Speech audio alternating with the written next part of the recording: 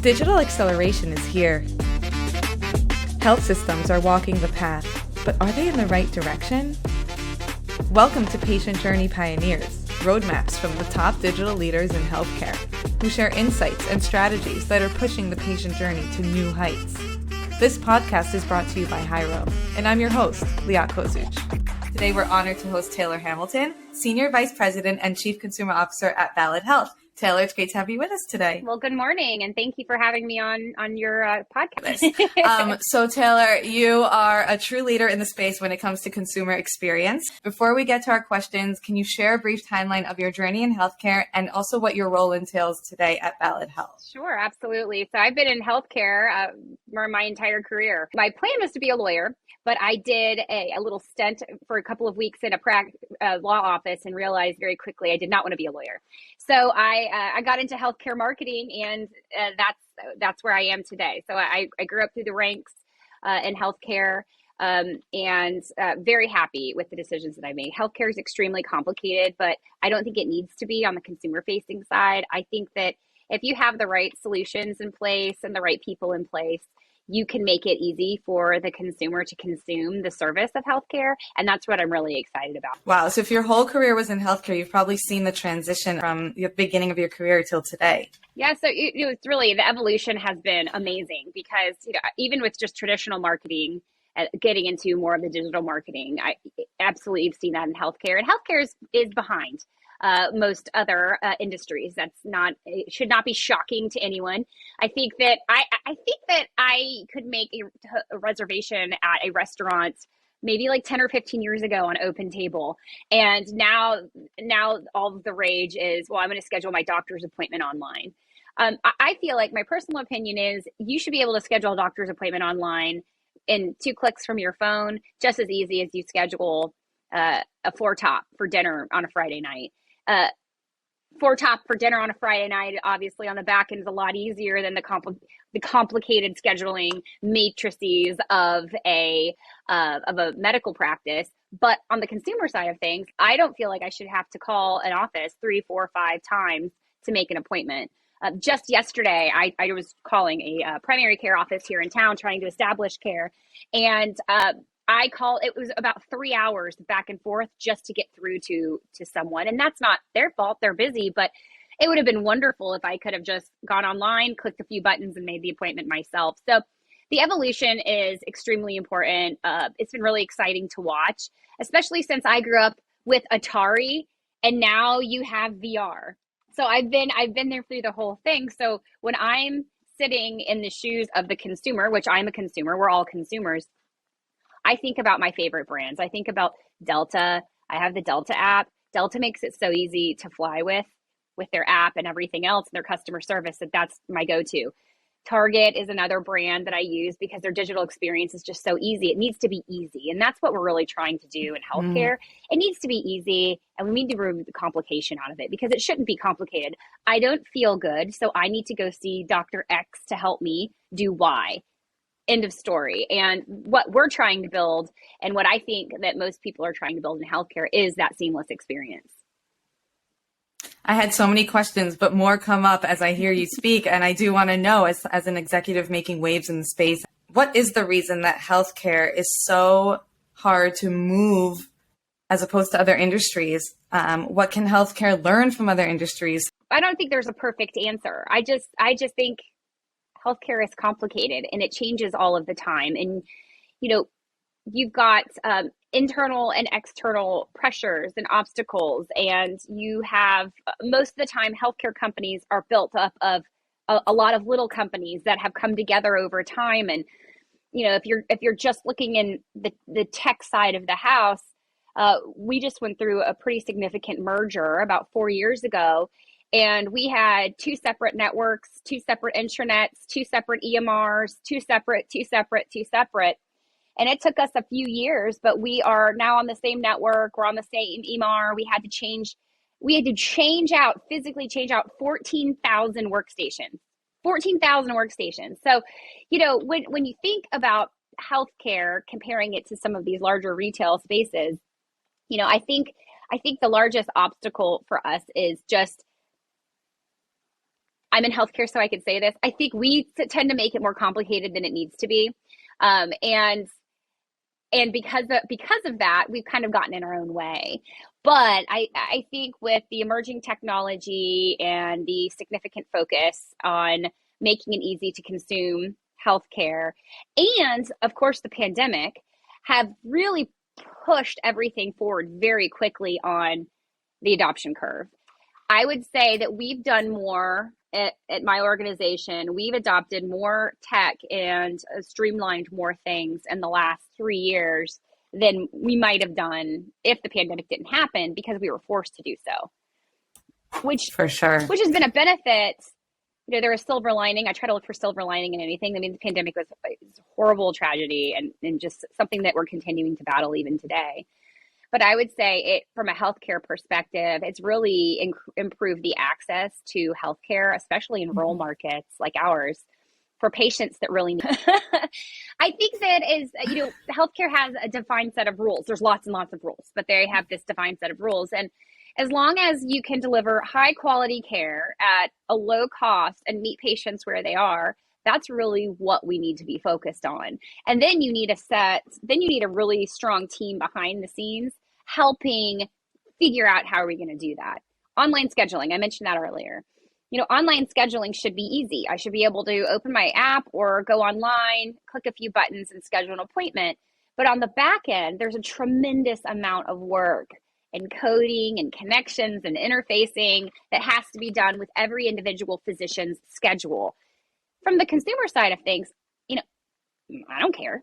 I don't care what it took on the back end. Right. I appreciate that this service exists. And that's what's really exciting to me. It's the challenge and the opportunity for us to be able to provide this new way of doing things and a new way of consuming this service to our patients, and working with each individual practice on opening a new channel. We're not trying to replace something. I'm not saying that patients shouldn't be able to call their provider's office anymore. I mean, I called an office yesterday and scheduled an appointment. But if I can call, email, text, or go online, I think you've opened up different ways for the patient to communicate with the physician. And that's really, as a consumer, what we want, right? Spot on. And you're in this role that could really bring it to life. So that brings me to our first question. What is the most important thing that Ballad Health or that you are working on today when it comes to the digital patient experience? Right. I would say it's access. Making it easy. And you're going to hear me say, make it easy 1,000 times. And I hope gets annoying for anybody that's listening to this, but it just needs to be easy, and access needs to be easy. It should not, I often put myself in the shoes of the consumer because, again, we're all consumers. And, I am a working mother of 2. And usually I only have time at 10 o'clock at night when my kids are down and the house is clean and I've answered all my emails, and I sit down, I'm like, take a breath. I'm like, okay, I need to make a dentist appointment. I need to make, a primary care appointment. I need to make a pediatrician's appointment and all these things. Well, the offices aren't open in the middle of the night when I have time to call them. So from an access standpoint, it's fantastic that I can just go online, boom, boom, boom. And in 5 minutes, I have everybody's appointment scheduled. The same goes for Ballad Health has that. Mm-hmm. Yeah, we're very close to having online scheduling open for the majority of our offices, which is going to be tremendous. And the other piece too is access, is being able to access care when and where you need it. I don't know about you, but I feel like the only time I really want to talk to a physician is at like 3 a.m. Like one of my kids has a fever, or my throat is so sore, I just want to talk to somebody right now. I can't possibly wait, but I don't want to go to the emergency room. I know it's not bad enough to go to the emergency room, but I really want to talk to somebody right now just to make sure I'm not, underplaying it and need to actually go to the emergency room. And, the ability, and, I'm seeing this all over in healthcare too, the ability to access, an urgent care physician, whether it's synchronous or asynchronous, 24/7, is tremendous. And that is access, right? So 3 a.m, my son has 104 temperature. Is that okay? Should I take him to the emergency room? How great is it if I Right. can just go online and within 30 minutes, I'm speaking to a physician or a clinician that says, everything's okay. Just give them this much ibuprofen or this much Motrin. I'm sorry, this much Motrin, and call your pediatrician in the morning without having to For do the sure. 4-hour trip to the emergency room to find out all you needed to give them was Tylenol. So I think that Totally. what's driving me, what I'm excited about, what I'm passionate about is health equity, making healthcare accessible for everyone, but meeting them where they are. Many people don't have time to drive, especially in our rural market, drive 2 hours to see a physician. So what can we do to And bring wait 2 hours. right? And what could we do to bring healthcare to them? So Amazing. that's what I'm really focused on in my role. In your role when you are pushing along these digital projects and innovation, how do you set the bar? What are some milestones or KPIs that you track to make sure that you're on the right path? So before we even start a project, we of course we had to lay some foundations, right? I mentioned we had to get on the same network, we need to get new computers, we need the same EMR. Once you have a really good foundation in place, we actually we talked to our patients and we talked to our team members, because our team members too are consumers. And we have laid out our roadmap based on the feedback that we have received from the community, our patients, and from our team members. What do you want? What do you want in an app? What do you want an app to do? I feel like we need an app. Everybody's got an app. App's the buzzword. App. Well, we heard from our patients, we want one app. We don't want to go into 5 apps to interact with you. We want to go into one app to interact with you. And we want to be able to schedule an appointment, find a physician, check symptoms, and pay our bills. And that was it. And we were like, oh, okay, great. So we set out on this journey, and that's what we've created for them. And same goes for our team members. We asked our team members, what's the one thing that we could do to make your life easier? And what we found was it's to improve communication and put some of the tools that we have on our intranet in the palm of their hand. So we have also launched an app for team members that is pretty neat. And we built it based on feedback and focus groups and surveys that we did for our team members, and we designed it specifically to their needs. And we're seeing tremendous results with both. We look at our analytics weekly, so new downloads, activations, interactions, like how many times are people opening it, what are they actually accessing, and then we pivot based on that. So in our community app, for instance, we have about 15% of our entire community has downloaded our app, which is fantastic. And they're using it. Wow. We use some of the same metrics. So we're on Epic, our EMR is Epic. And Epic has certain metrics that they track for MyChart, the MyChart app, which is Epic's version of your patient portal.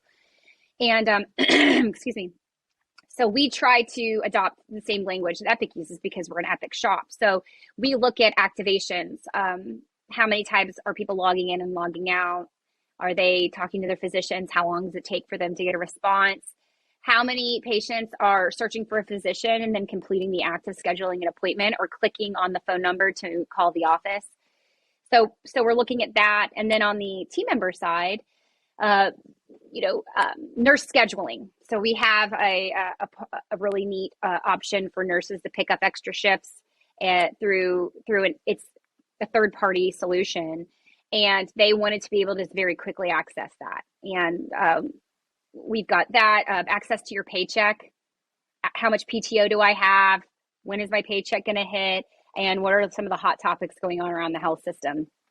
And that's what that team member app delivers. So we're constantly looking at those analytics, making sure people are using the things they said they wanted. We're also looking for constructive criticism. Where could we make things better? And we're constantly evolving.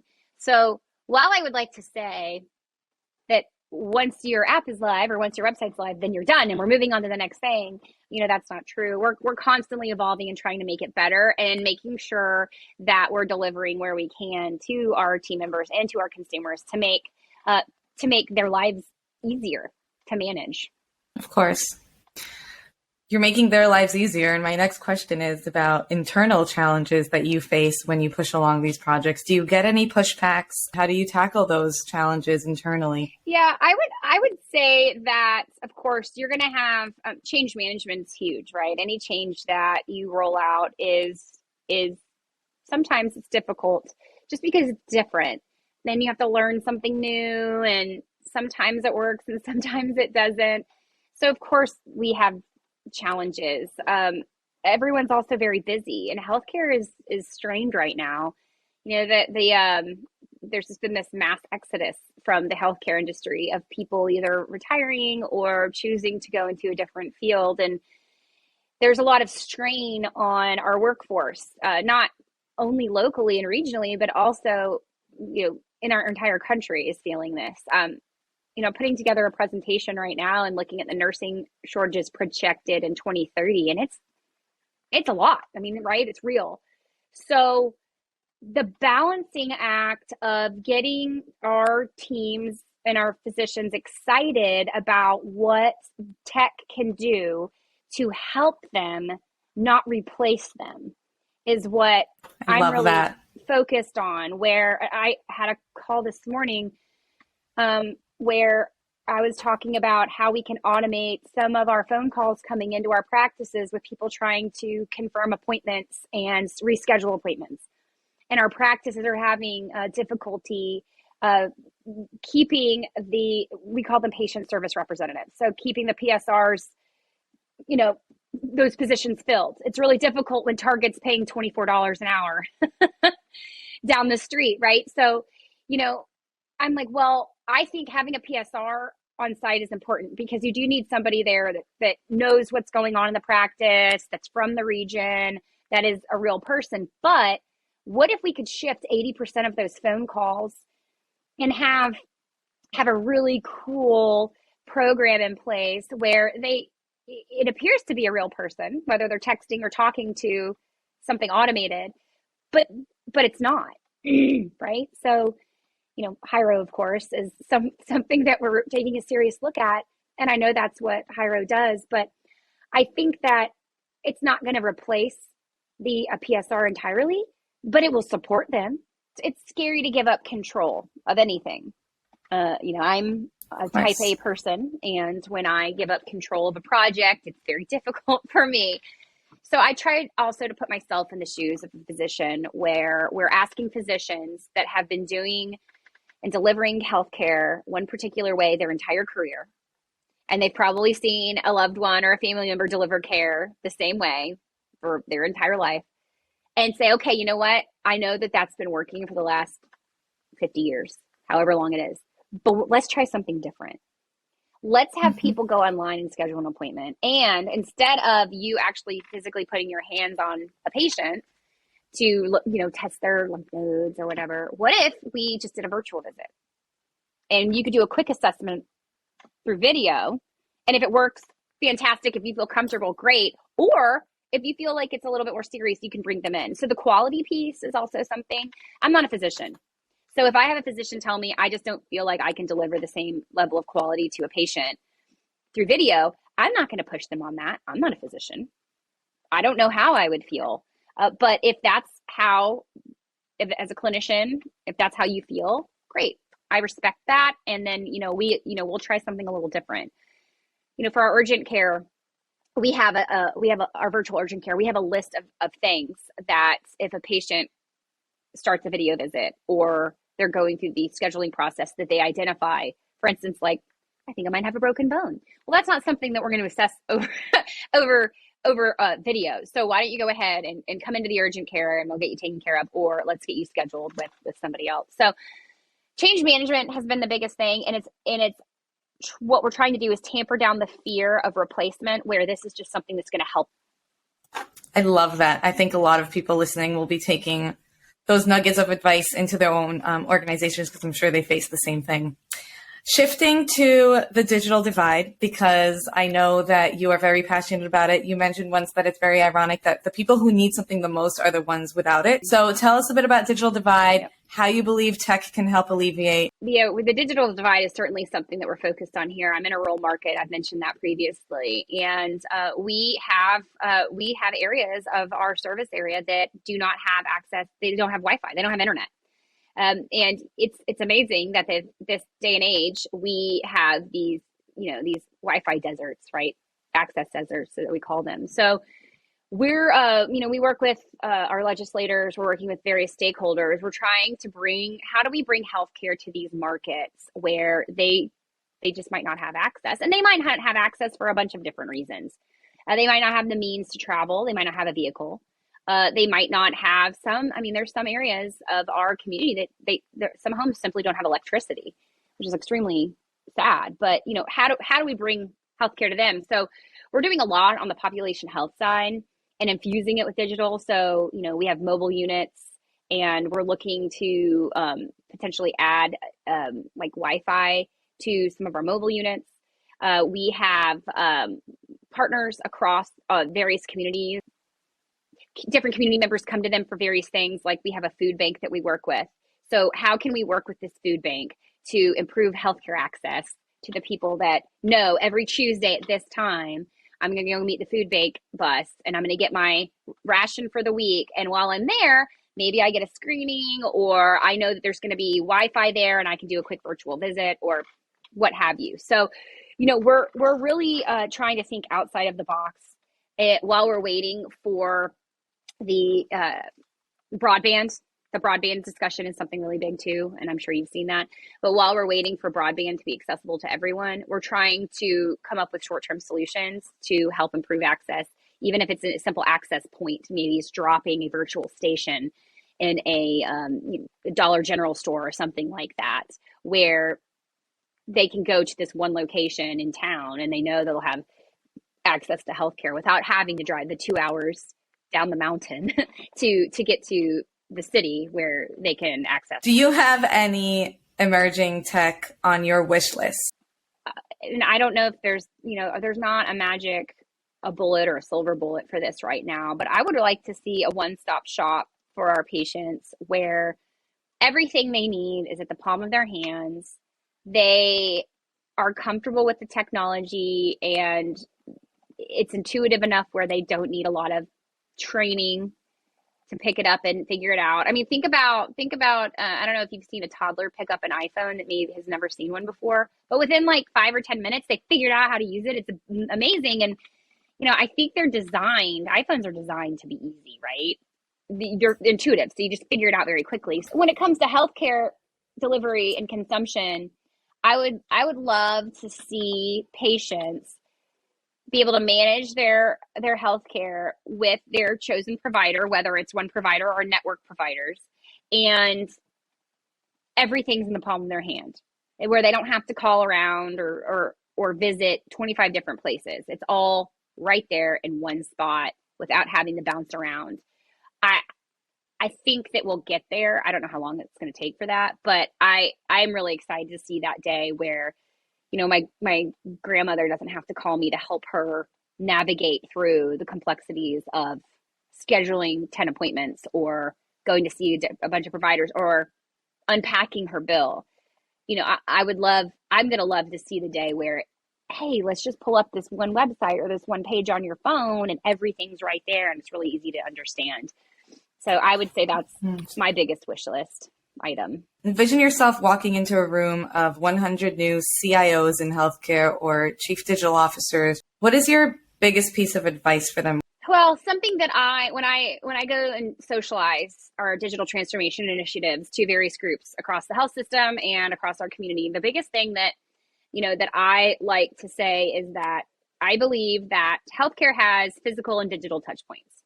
And when we laid out our journey, we spent a lot of time making sure we didn't ignore the physical touch points. And I think it's really important that as leaders in the space of driving digital, that we don't forget that healthcare is still a high touch service industry.